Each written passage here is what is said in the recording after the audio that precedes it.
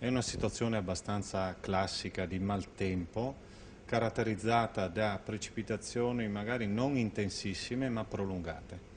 Dicevo è classica perché succede spesso in autunno che una bassa pressione proveniente dal Mediterraneo si avvicini all'Italia, è preceduta da correnti meridionali, il famoso scirocco, lo scirocco va a sbattere contro le prealpi e qui crea tanta pioggia. Adesso tutti guardano al cielo anche per i prossimi giorni. Che cosa bisogna aspettarsi, anche se le previsioni sappiamo si possono fare solo per pochi giorni?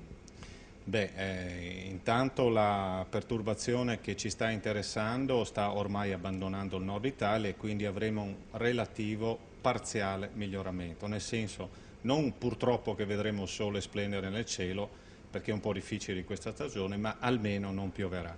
Ci attendiamo una nuova perturbazione fra giovedì pomeriggio e venerdì mattina e forse un'altra più intensa per sabato sera o domenica, ma su quest'ultima naturalmente dobbiamo attendere le conferme.